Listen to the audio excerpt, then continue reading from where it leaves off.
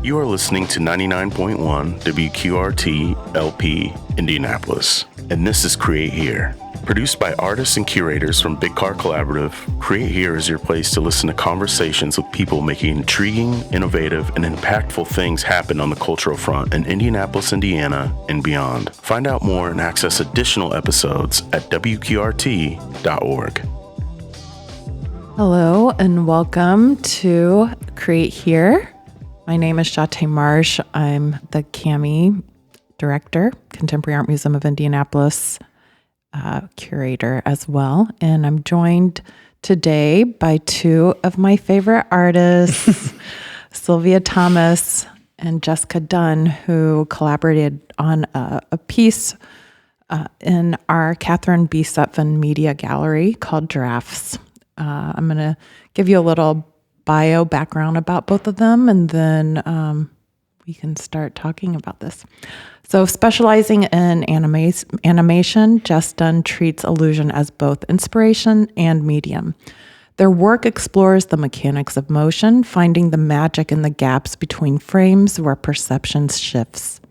From childhood flip books to complex stop motion, their practice has evolved into the creation of immersive worlds that bridge physical and digital spaces.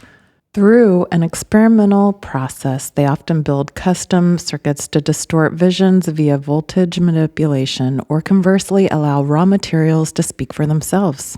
The result is a living, multisensory environment built for exploration. Sylvia Thomas is an artist and writer from Indianapolis. Her work focuses on sex, gender, grief, and euphoria. Over the past 10 years, she has exhibited and performed her work across North America and Europe, including the 2025 Clavo Art Fair in Mexico City and a presentation for the United Nations Envoy on Youth in 2021. Sylvia is a long-term artist in residence for Big Car Collaborative, a 2024-25 Creative Renewal Arts Fellow through the Indie Arts Council, and a recipient of the 2023 Indianapolis Creative Risk Grant through the Herbert Simon Family Foundation. Thank you for joining me today, you two, and thank you for this piece you made for us. So in case our listeners don't know, our works at CAMi are commissioned, which means we pay the artist to a stipend, and of course, never enough of a stipend, but we do try.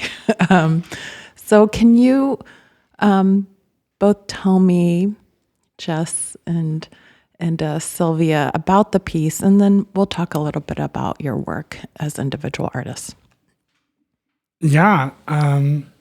Well, I think for a while, being a long-term resident, you and I, Shauta, have been in conversation about artists and collaboration, and I feel like I have always voiced, when I moved in, around the time I moved in, Jess had a show up in the Tube gallery, and it was a really amazing show, and I was like, I really want to collaborate with her someday, and it'll happen at some point, but we'll find a right project for that. And so this kind of happened through also the opening of CAMi, and we wanted to create like a piece dedicating to the land and to the building and the campus itself and all the drafts of ideas that this place has been and how what it continues to evolve. And it was really interesting to kind of collaborate as a live musician, performer, and writer with an artist who works with animation and kind of be able to combine our practices and see how they work and our design and what we want to see, what visuals we want to see. What did you? How did you take it? I'm curious to know, like, what you thought when we started collaborating. Well, I was so excited to collaborate with Sylvia. You were always somebody that I wanted to collaborate, and I feel like our skills kind of align in a really cool way. Yeah.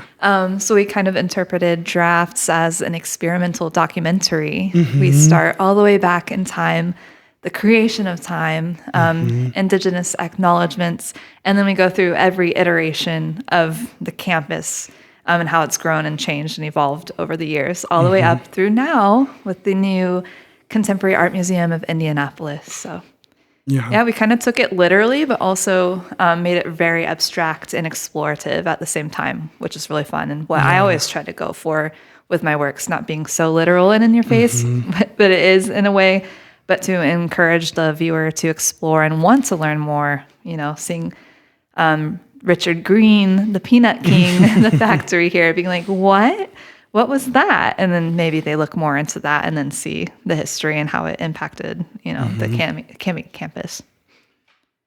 So how did you two end up working together on the project? I felt almost like a matchmaker, where I was just like, hey, will you two do this? I didn't really give you much instruction. So tell me about you two working together, and specifically maybe what on this piece that each of you brought. I want to talk about one of the first days we had together, and I brought a bag of stuff. And I was like, okay, so we were, by this point, when we were making the video, we were kind of in the conversation of like, what do we want it to be? And you had talked a lot about textures and wanting different textures overlaying each other. And I think I was kind of like, yeah, and I really want to emphasize horses. And so we were trying to figure out the best way to like see all of our ideas come together and all the layers of it. And part of that was using the tool that I always think about is the Russian doll. And I kind of used a Russian doll to kind of pick apart the layers of the video. I was like, okay, so the baby is the center, the soul, the heart. So we want that to be kind of the continuing texture of like the history of the land and what it's been and the identities of businesses and of residents here. So, and then it kind of led to like, well, and then the one before that could be like the sound, and we work on like, what do we want it to sound like? And then, so we used a Russian doll to kind of like map out the design, I feel like, of our piece, and like kind of, and also tarot cards and other things, but we were really kind of using objects as a tool to kind of communicate what we want or what we wanted to show, and it was really fun to kind of build this video piece with multiple layers using a toy with also multiple layers, being a Russian doll. But. Yeah, and this was a literal Russian doll. Like, we sat on the floor, we had some floor time, we had a notebook, we were drawing together, writing together, just anything that came to mind. And then the rest of it was like pretty meta, how it's called drafts. And then we went through various drafts and iterations of the piece itself, kind of working additively, just compiling, researching, taking all of the archival footage that we could find that applied to the history of the space, adding it together, choosing our favorite moments, and then kind of collaging them all together. So we really had a hand in both aspects of everything. I, of course, did a lot of the editing and animation, since that's my forte. But the production of the song, we sat down together. And if you want to talk a bit about recording, how that went. Yeah, I kind of was thinking, what do I want sound-wise? Because we had pictured like this song that would kind of also be like the middle end of the video with like the portraits with parts of it in the beginning, because the end is the beginning, as you see. But and we the song, I kind of was thinking, what do I want to best represent the sound for like this video, but also this history. And I feel like I also I grew up on this side of town. I grew up going to the park, so I have some deep roots here, and knowing the people and what kind of sound I wanted it to give. I wanted it to make it feel kind of laborious. I feel like this whole project of CAMi was so much labor and love, and I was like, I wanted it to sound like a sweet but also like melancholy song that carries forward this like beautiful message and beautiful spirit of this place. That's kind of that was for me, recording it, making the song and the structure of it. That was a big thing for me, was just making a song that represented the spirit of, this new period for this building, but also the labor that it took to make the drafts that it took to make. I love using the pun of calling it drafts, but also how many drafts it went into this to making it. Yeah. And we thought about kind of like the ghost or spirits, yes. like the hundreds of all of those spirits that would be occupying the space and what that might sound like.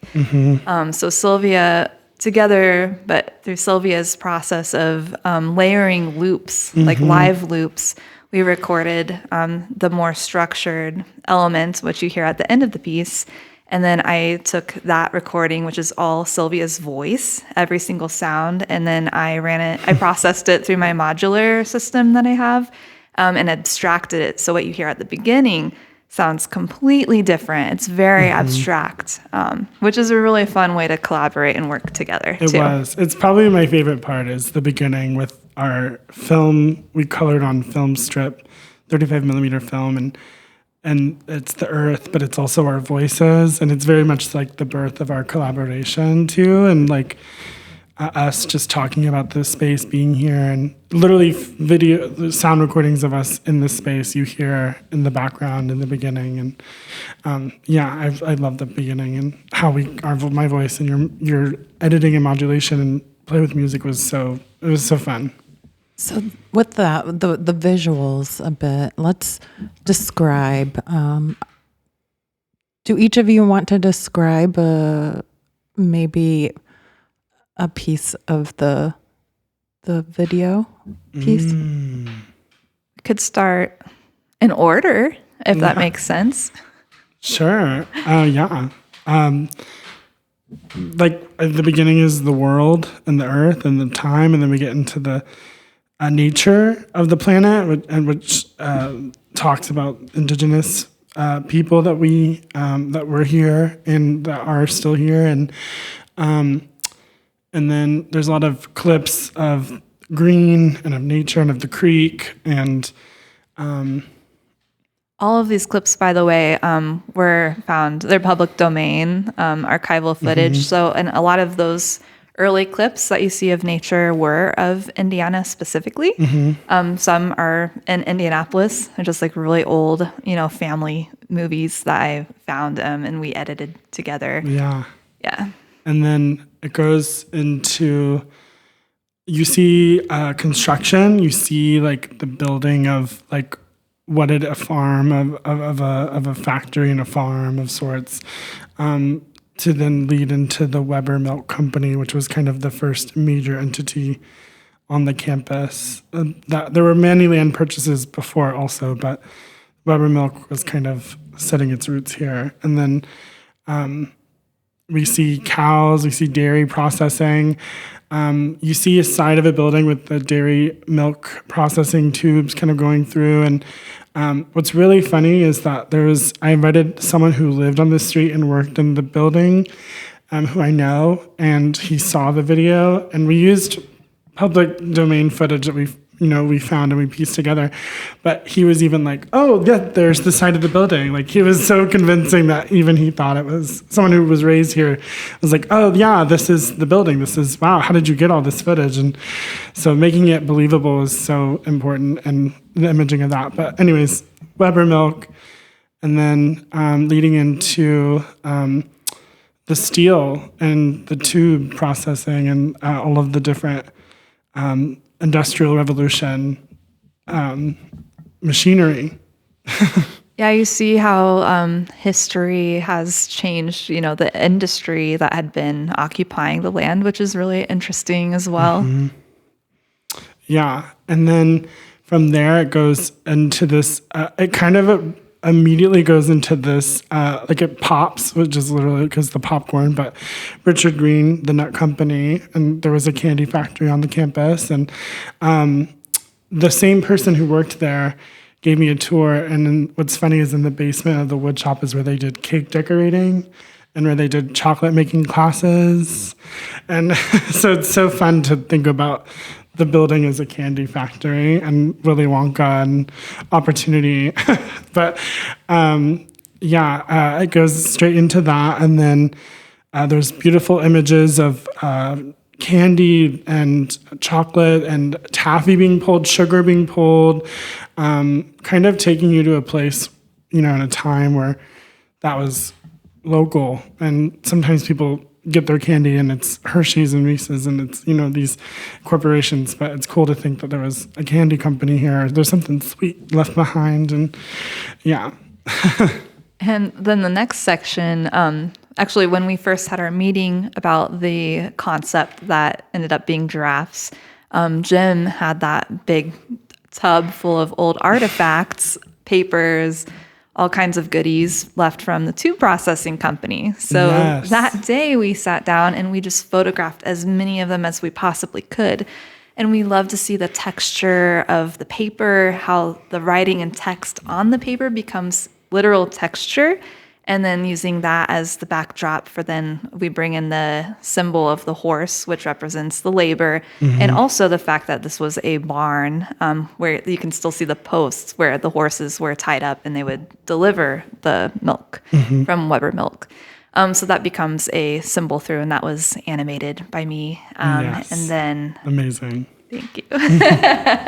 And then from tube processing, of course, we move into CAMi, which, and before CAMi, when Big Car bought the property, and then we have this wonderful footage from Sylvia from your camera. Yeah, I took a camcorder and kind of went through all the building and found parts of it while it was being constructed, and it was fun to see the growth over time and capture it. And watching it now, it's wild because it's like we're in it and it's all done and it looks amazing. And so it's wild to see that old footage of the space of the building, of what it was. And and then it kind of leads into the end of the video, and then the horses throughout it. Oh, and then there's this beautiful animation that we have to talk about because you spent so many hours on it, which was the maps. You took all the maps. We got all the maps from Jim and from online, and of the neighborhood and of the land, and they're all layered and animated to show the time lapse of the land and how it's changed. It's really cool. Yeah, so it starts from the historic maps. And then there's this website where you can look at all of the satellite footage of the land anywhere in Indianapolis. So I zoomed in really close to Garfield Park area. So you see it develop over time. And then a zoomed in part where you can really see how this campus has changed. You see like when the mural on the ground was added out front and those changes there, which is really cool to just be able to go back in time that far and see how much the city's changed. The sidewalks, everything. You see the bee sanctuary, you see like the chicken chapel of love. Like it's really cool to see how the campus was built or what it looks like being built over time. Yeah, we've had around, since we opened, it was we had 2,000 people in the opening weekend, but I'd say this week, and we're, just for listeners, at this point, we've only been open around 2 weeks. So this week I have had people starting to come up to me and having spent time with the piece. Because the opening night, it's hard for people to spend the time necessary to experience the work in the way that I think does it justice. So several people have come up to me and just said how much they enjoy this piece in particular. So, that doesn't happen very often. So congratulations.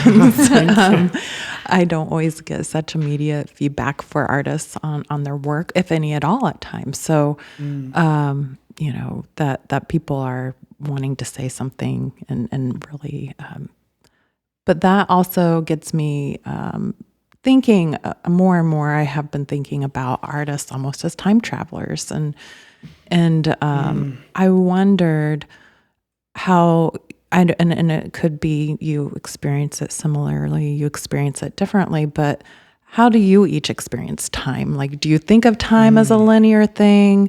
Do you not? How do you feel about time? And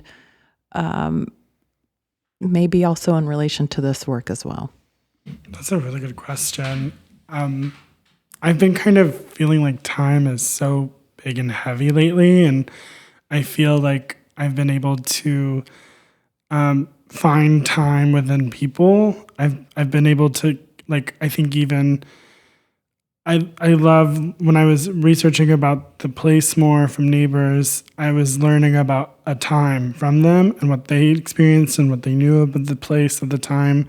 So I feel like I experience time a lot of the time through the source material of whether it be a person or this time capsule that's like a magazine from the 70s, or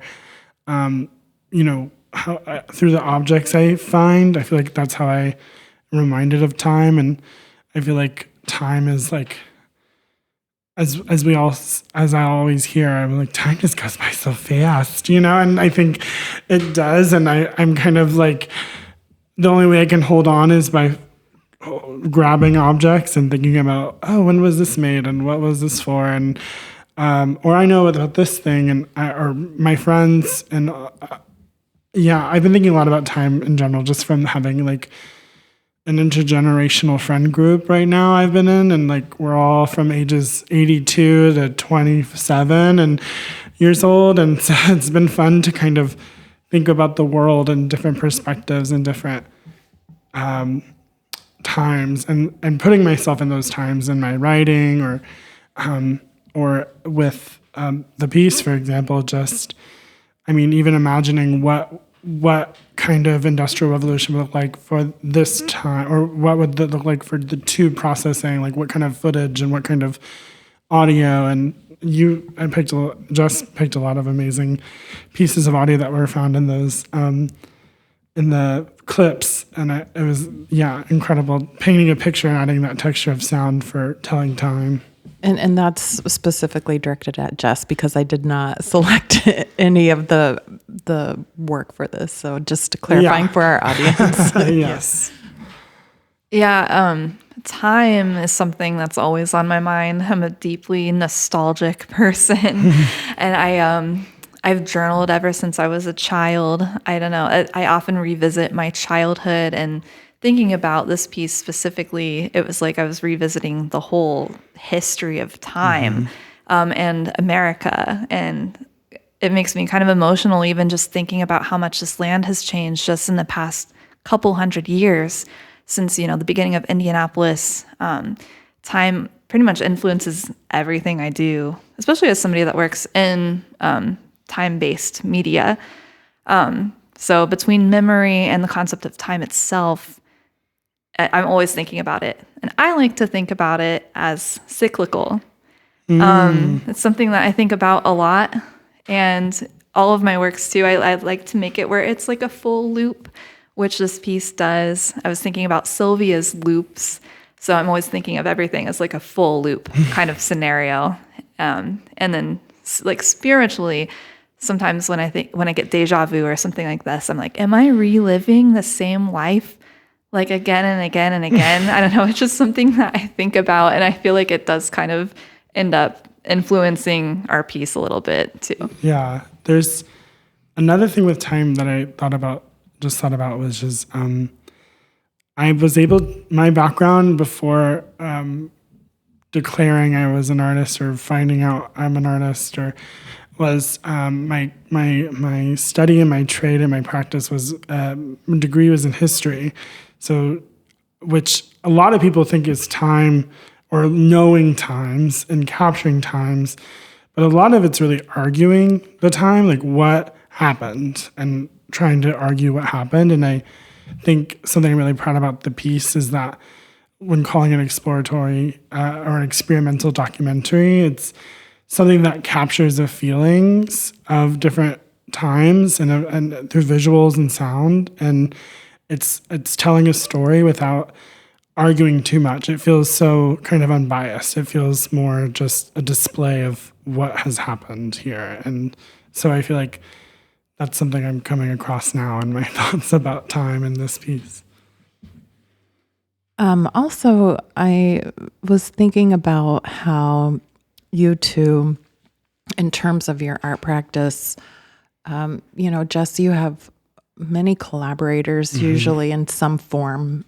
Sometimes it's just in terms of having someone to display the work in the way that you envisioned, the correct way. And then Sylvia, though, you're typically as a writer more isolated in terms of, so there isn't as much of that. So how did it go with you two collaborating together? And then also like talk a bit about collaboration in your work just generally. Yeah, I learned so much from Jess. I mean, I am typically isolated, and even my music practice is pretty isolating when I'm just looping myself or looping my voice. But I've learned so much just from like going to your studio, and we were working in your studio a lot, and learning, just the discipline of time. I kind of feel like for me, I'm always creating when I can and when my body wants to. And this was a really good exercise in discipline and of being like, at Tuesday at 4:00, we are going to make more work for this video and we're going to do it. And so feeling like being able to do that and challenge myself to do that more was really good. And having to like work on schedules and be more diligent about that was really awesome for me. And I think it was so easy too. I think I'm easygoing, and I feel like I would recommend an idea, or you would recommend any idea, Jess, and we would either be like, oh no, I don't think so, and we're like, oh yeah, okay, great, and then we'll move on, let's keep going. And so there was moments where like things didn't work, but we found things that did, and it was like really fun. It didn't feel like even though I'm a diva, I did not feel like we were having a diva fits at all. It felt like it was so easy. It was so easy to collaborate with you. And honestly, recently, all of my collaborators that I've worked with, it's just like smooth. I feel like when two people collaborate, everything should feel easier because you have two people, two different mindsets, two different skill sets that can build off of each other and make everyone's lives easier. Of course, it hasn't always been that way with collaborations in the past. But I do love collaborating because a lot of what I do, I am like alone working, especially since I'm pretty much a full-time animator. I'm like often by myself for like days on end. I don't even go outside or see anybody. So I really like to make time for collaboration in my art practice, because it's also like a fun way to get to know someone or even just hang out, is to have a common goal and to work on it and to make some beautiful art out of that. I think it's just pure magic. And that's exactly how I felt with working with Sylvia. Yeah. So do you think you two will work together again? Do you have anything planned that you'd want to share about? I think we'll definitely work again. We're definitely even just hanging out more as friends too. Like we've spent time watching reality TV, and like there were times where we were working and then after we were done, we would just hang out. And so definitely building our relationship more and like seeing what we're both wanting to do and kind of seeing how that we can work together. I know that there's been ideas we've been talking about, and some coming to fruition or some kind of, seeing what happens down the pipeline. I don't know, we'll see. But yeah, there's been really good conversations about definitely collaborating more in the future. I mean, even today I was like, do you want to perform together soon? Like, so there was that, there's all kinds of different, we definitely want to collaborate again. I think this project and CAMi being the facilitator was amazing for us to kind of build those relationships as an artist with each other. Absolutely. And as you get more into film and making your own films, like I think filmmaking is a great collaborative effort. When you see a movie, you see all of the credits, all of the people that collaborated together to make the vision come true. And that's something that I could see us working on. Plus our original idea. Yeah. I still want to do that sometime. So yeah, we've got lots of ideas. Now it's time to find the right venue. Yes. So what are you two then working on individually that you might want to share about? Oh my gosh. I'm in a creative writing workshop with Butler right now. Butler University. There's a affordable community prose workshop for fiction and nonfiction writing. And I've had this idea for a novel that I've been really wanting to get hammered down and really trying to discipline myself and doing these classes. I've been to school in like 8 years, so I'm kind of like needing a regimented schedule to feel motivated to write. So I've been taking that class, and I've been working on my first draft for the workshop for our cohort. It's an 8-week class. It's really cool. And then I'm going to be performing at Spark on July 1st. So that'll be fun for the lunch hour performances. So yeah, that's kind of currently what's on my plate and as an artist. On my plate, I'm working on 2 documentaries right now. Oh my gosh. One is about Crown Hill Cemetery, and the other one is about State Street Pub. And I'm working on both of those with my husband, Michael Moskaliuk. And additionally, he and I are playing a show for the Levitt series on June 7th. We're performing in our electronic experimental pop band called GUMI. So that will be June 7th right here at CAMi. Ooh.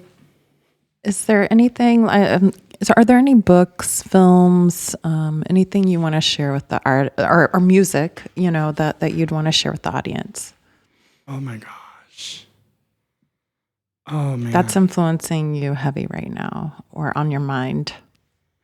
Yeah. Well, for me, I really have become infatuated with David Wojnarowicz's work and his writings, but also his artwork, and the way he memorializes memory is like so raw and like nasty and disgusting in a way that I'm like really loving and getting dirty.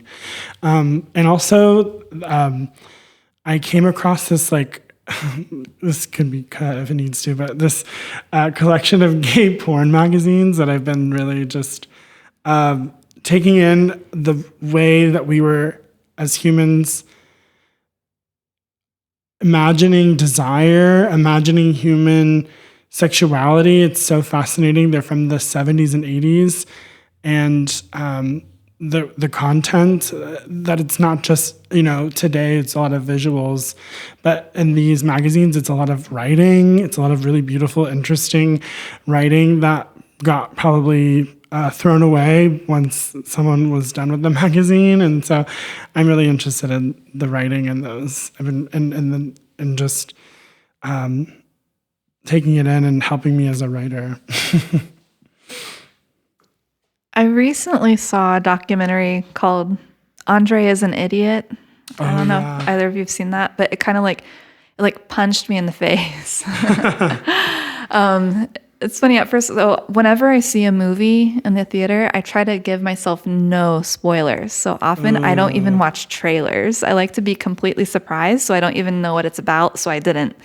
And at first it was so funny that I thought it was a mockumentary. But it's not. It's a documentary about this guy who gets cancer. And it just just punched me in the face in a way that I think about a lot, about time and just how, I don't know, how fleeting life is and how much it influences me as an artist to really try to go for what I want, because you never know what happens tomorrow. So I don't know. It's just really been influencing me on a subconscious level, I think. Yeah, that's beautiful. Can you tell the audience where they can follow your work at? Yeah, you can find me at sheissylvia.com or sheissylvia with a Y on Instagram. That's usually where I'm at. And on Letterboxd, because I do go to the movies, and I didn't say any movies for my inspiration, but yeah, those are my platforms. And you can find me at www.sessica.com. And it's the same as my handle on basically everything. Instagram is where I'm most active, but that's SESSEKA. And also our listeners can, although it's not the best sound experience of their work drafts is here at CAMi, but it is available to view online. Do you, Oh. right? Or am I wrong? I know, I don't I think know you so. shared it with me. Maybe it's private. Oh yeah, I think it's a private Vimeo link. unlisted Vimeo link. However, I can put it online. But what's cool about the sound piece is that it is in 7.1 surround sound, which was a fun new challenge for me to Yeah. produce audio on that level. The sound's pretty incredible here, but yeah, I'm fine if you want to publish the Vimeo link. I want people to see it. It's really incredible work, you two. So thank you. Thank you. It's very nice to work with artists I can trust. It was very crazy getting ready, and there was not any hand holding. It was just like, thank you. So Yeah. for making my life better and creating such a great piece. It was fun. No, not many people can say they've installed while an art museum is opening. So it's really fun. Thanks so much, Shauta, and congrats on the Congrats. wonderful CAMi. Indy needs contemporary art, and this is a great place to see it. And there's plenty to be seen, is what I'm saying. But Yeah. to have a space dedicated to it with all these, like the library we're in right now, it's just an amazing building. And if you haven't seen it yet, come see it. And if you want to know more about our exhibitions and events, you can check out our website, www.camindy.org. All right. Thank you. Have a great day. Thank you. Sunshine. Have a great day, listeners. Until next time.